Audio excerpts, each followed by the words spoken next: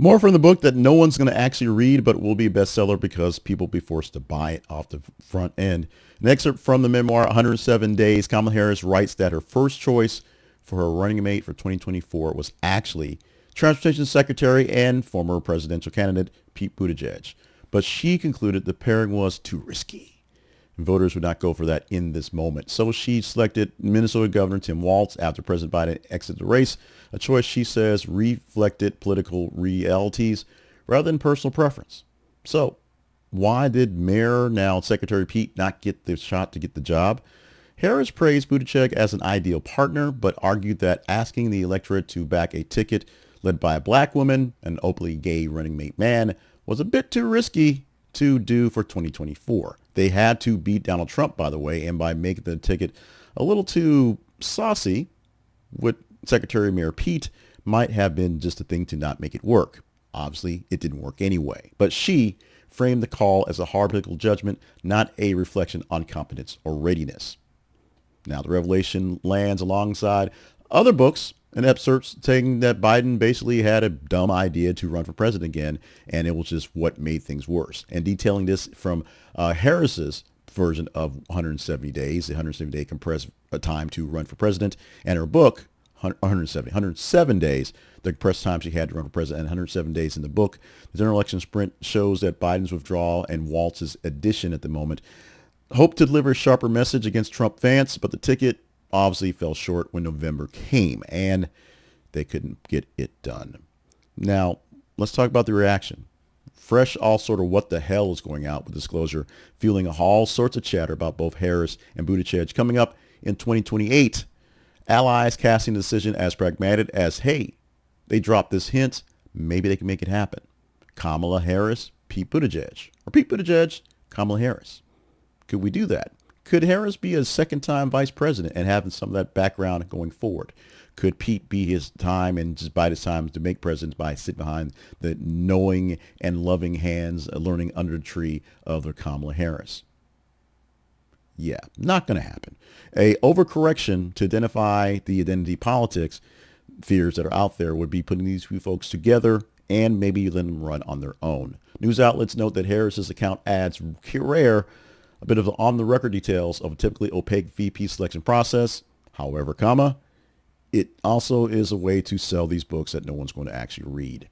Beyond campaign history, the reveal underscores how electoral risk calculations, making sure the right team up happens so that you can earn some points by picking the right candidate, is not just about the resumes. It really is about shaping up the tickets for a polarized area. This time where everything is a big deal and who you're doing it for and why makes a difference. Also spotlights how concerns about voter bias will still influence top of the ticket strategy.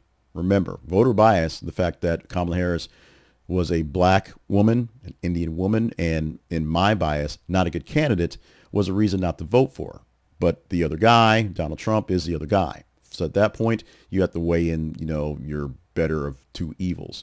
In my case, I'll be honest, I voted for Kamala Harris, and I would not have voted for her the first time if she stayed in the race against Biden in the primary because she was not a good candidate. She was not a great vice president. She was not a good candidate in 2024. Reality. Pete Buttigieg seemed like a nice guy, didn't have the chops to take over the world back in 2016 or 2020, did not have the juice as Secretary of Transportation, although he did a fairly good job and did, for what he had to do, to really tell me he has it going on in 2028 or 2024 to be exact. But the transparency is something that people are actually highlighting, I guess. Kamala Harris has nothing to lose right now. She has little to gain as well, which is kind of the irony about this. But she is vying for another shot, another bite of the apple, another third shot at running for president, because that's what you do at that point. No one's apparently offered her any sort of gig at a university. No one's offered her up any sort of presidency like that to give her some money and prestige and sit in the sidelines and then maybe commentary snipe on the back end. Partially because they don't seem to like her very much.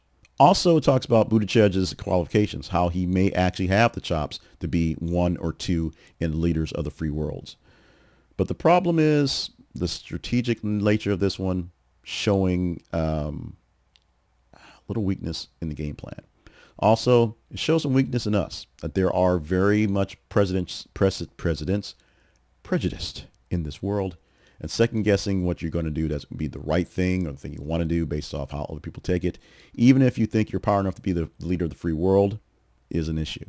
Having a ticket that is a black woman, Indian woman, and a gay man seems like a risk and seems like a whole lot to ask of Americans to take on right now.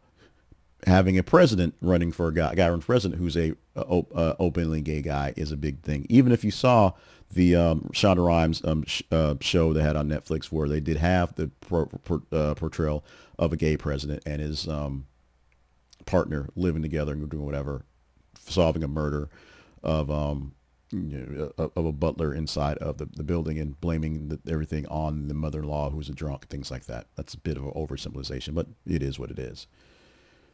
Here's the deal. Personally, I'm not voting for these guys.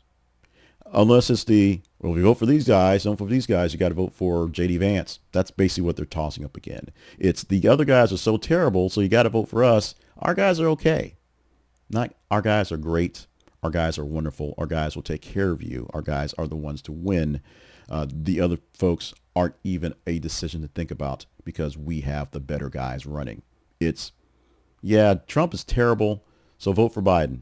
Or, go ahead and vote for Harris because Biden now is too tired. That's what they're setting up. It doesn't take 40 years of political commentary and political intrigue and lurking in the catacombs of a policy and politics to see these things. It does take someone with, I guess, the right sort of swagger and the right sort of platform to say these things and to have them being heard. So I'm saying these things because I say these things in conversations with people every day. I'm not sure I'm positive my platform is not going to get very much. This video is not going anywhere. We're happy for the Brian Killed Me video that went very much as close to I'm getting viral a few days back, but this video is not going anywhere. Also not going anywhere, the political careers, at least on the presidential level, for Kamala Harris and Pete Buttigieg. I could be wrong, but let's face it. There are reasons why these guys were not considered great candidates earlier on, and there's nothing going to change on the other side to make them better candidates, just maybe lesser to evils, better choices in the grand scheme of where we're going forward. And as we saw with 2024, the better choices, although the better choices weren't very good, didn't really matter over the opportunity to take over what's happening. And now look what we have.